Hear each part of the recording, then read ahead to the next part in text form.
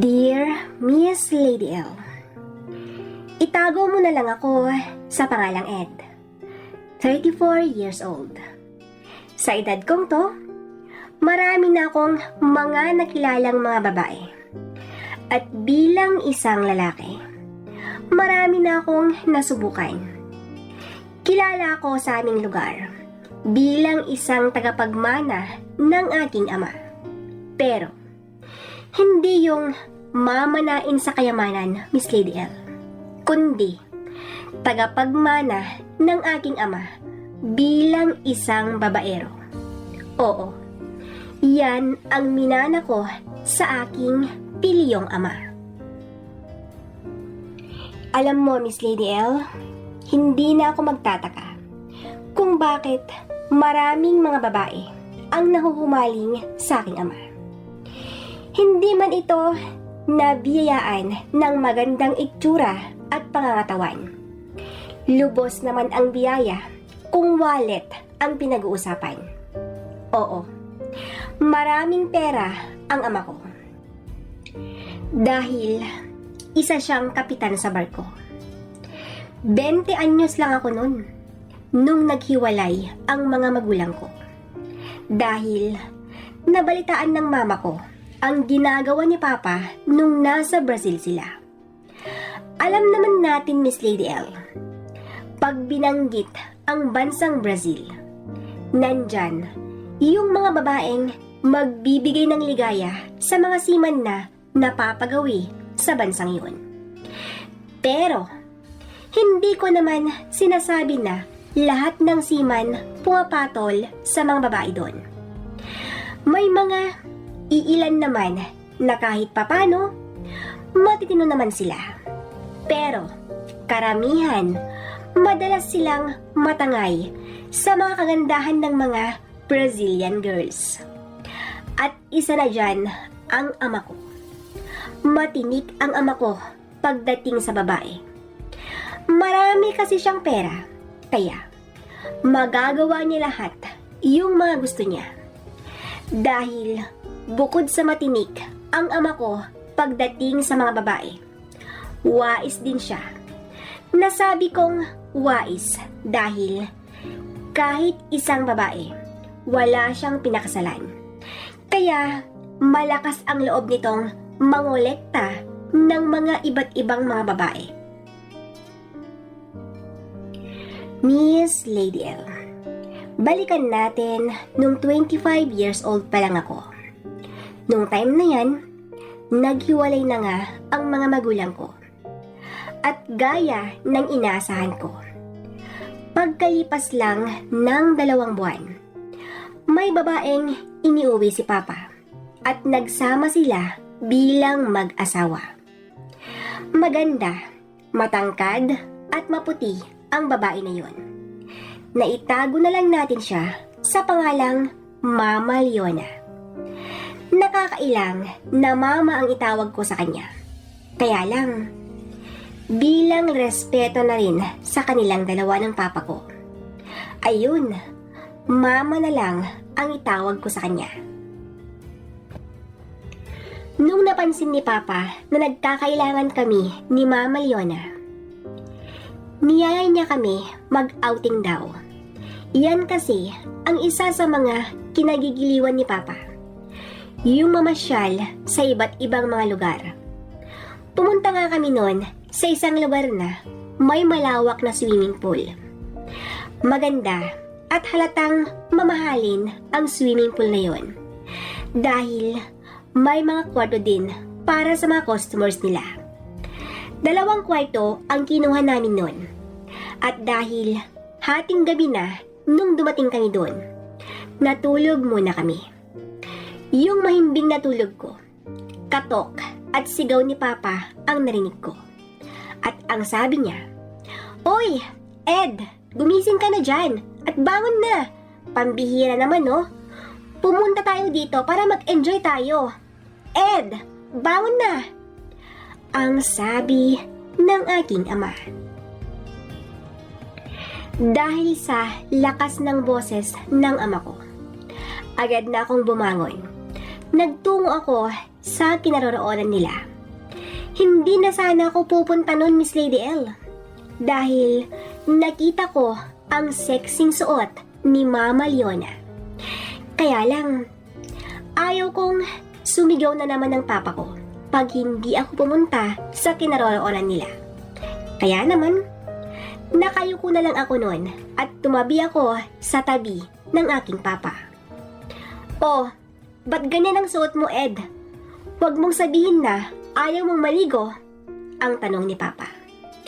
Hindi naman sa ayaw, papa. Ang gusto ko kasi, kakain muna ako bago maligo eh, ang sagot ko naman. O siya, sige na nga, bahala ka na. Basta, yung sinabi ko sa'yo, nandito tayo para mag-enjoy. Ano ka ba? Kung may gumugulo sa isip mo, isang tabi mo muna yan. Yung ngayon muna ang isipin mo. Ed, anak, kilalang kilala na kita. Alam ko ng dahilan kung bakit ka ganyan. May babaeng natitipuhan ka na ba?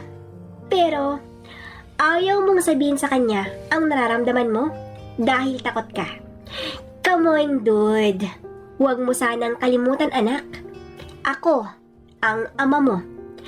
Alam mo na ang ibig kong sabihin, Ed.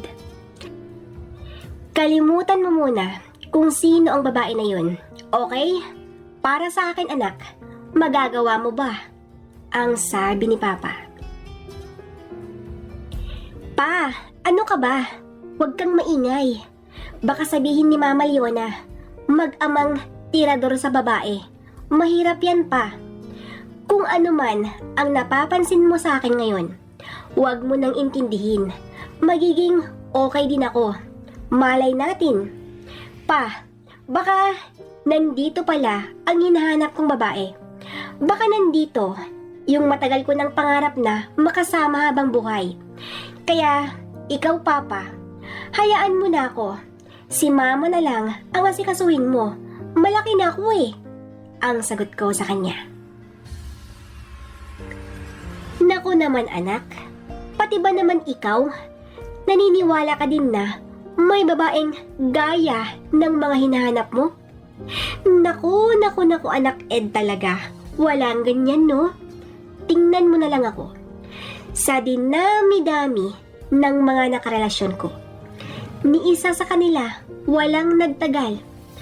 Paano ba naman sila magtatagal kung pera ko lang ang gusto at hindi yung buong ako? Ed, tanggalin mo sa isip mo ang mga yan, ha? Walang ganyan, anak. Sa panahon ngayon, pera na ang basehan. Kung hindi ka gwapo, basta may pera ka, pasok ka na sa panlasa ng mga babae. Ang sabi ni Papa. Miss Lady L, sa mga sinabi ni Papa, sumabat sa aming usapan si Mama Leona at ang sabi niya, hay nako, ayan na naman siya. Yung kasalanan ng isa, kasalanan na ba ng lahat?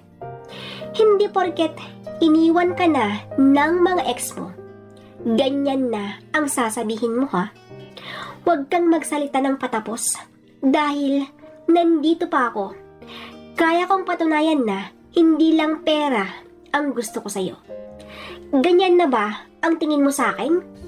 Hindi naman pera ang habol ko sa'yo, ah. Nagkataon lang na marami kang pera. At minahal naman kita. Ikaw talaga? Tama na nga ang topic na yan. Ang sagot ni Mama Leona. At dahil ganon na nga ang sinabi ni Mama Leona, tumahimik na nga kami nun ni Papa. At pagkalipas ng ilang saglit, inihatid na yung mga pagkain na in-order ng papa ko. Kumain na kami nun at wala nang imikan. Pagkatapos naming kumain, si Mama Leona ang unang natapos. Tumayo siya at agad nang nagtungo sa pool. Nag-dive siya, Miss Lady L, at ilang minuto din itong nasa ilalim ng tubig. At nung umahon na siya, kinabahan ako sa aking nakita. Maganda, maputi at matangkad si Mama Leona. Kaya naman, masasabi kong perfect girl na siya.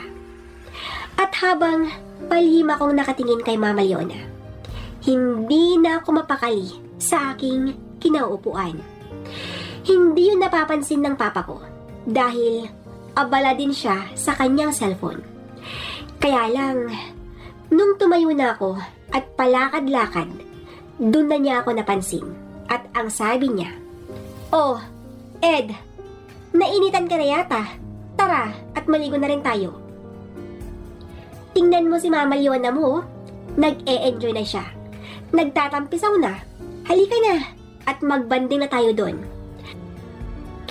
Alam mo, Ed, hindi ko nagugustuhan yung nakikita kong galaw niyong dalawa ng Mama Leona mo. Sa pagkakalam ko naman tinanggap ka na niya bilang anak niya. At ganun ka din sa kanya. Tinanggap mo na din siya bilang pangalawang ina mo.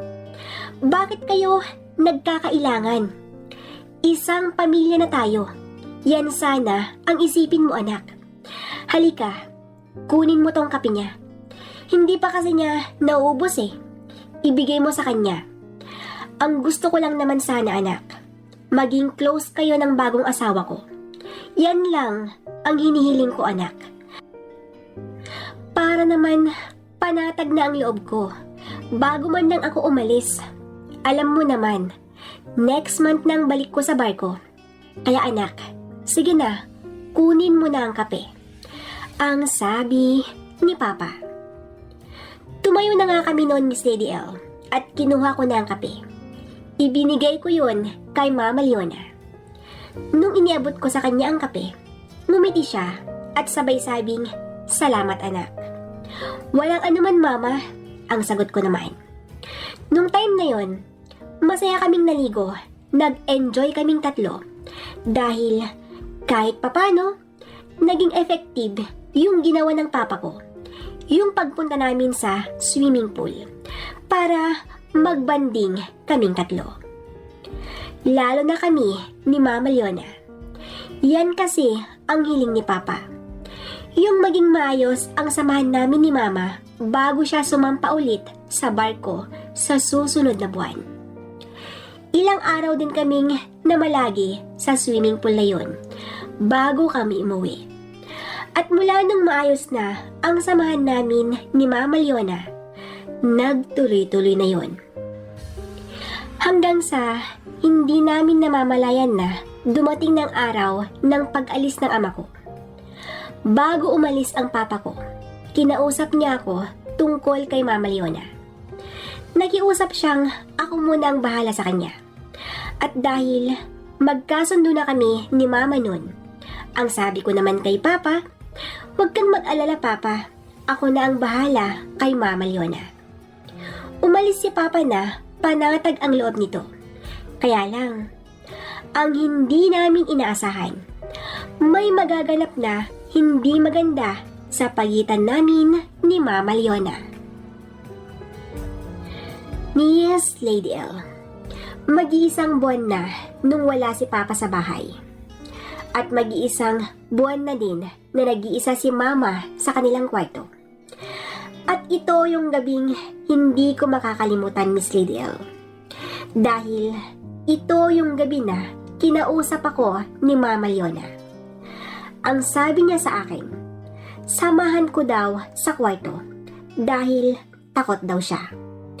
Sa sinabi niyang yon, hindi sana ako papayag dahil nakainom ako that time. Kaya lang, naaalala ko ang sinabi ng aking ama. Ang sabi niyang, ako na ang bahala sa asawa niyang si Mama Leona. Dahil naaalala ko ang lahat ng yon, pumayag na ako sa sinabi ni Mama. Nag-shower muna ako noon bago pumasok sa kwarto nila. Nung nakapasok na ako, nakita ko ang higaan sa sahig. Hindi na ako nagtanong noon kung bakit nasa baba yun. Siyempre, para sa akin yon. Kaya naman, agad na akong nahiga dahil ramdam ko na ang epekto ng alak sa aking katawan.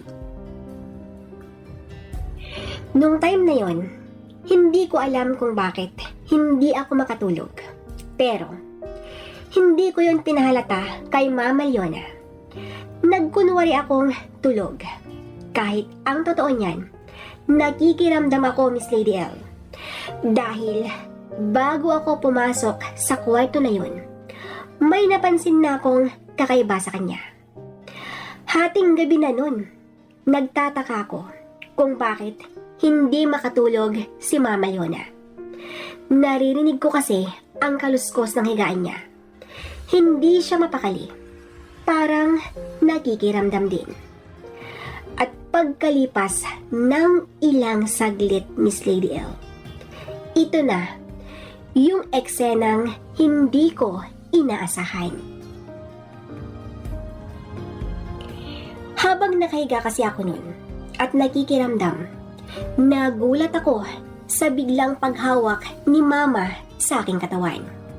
Sabay sabing, "Ed, pwede bang dito muna ako? Takot kasi ako eh." "Ed, pwede ba?"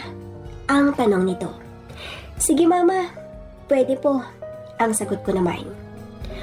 Nung tumabi na siya sa akin, para akong nakokuryente dahil magkadikit na ang aming mga katawan.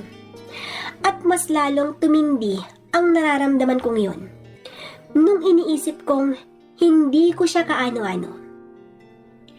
Gumapang ang matinding init sa aking katawan. Kaya naman, hindi ko na iniisip na asawa siya ng aking ama. Kung ano ang nararamdaman ko, ganon din ang nararamdaman ni Mama Leona. Pareho lang kami nun, kaya yun, nakagawa kami ng hindi maganda. Mula nung gabing yun, nagpasya kaming magsama na sa isang kwarto. Masaya kami ni Mama nun, kaya lang Miss Lady L, sa kabila ng pagiging masaya namin, naaalala ko ang ama ko.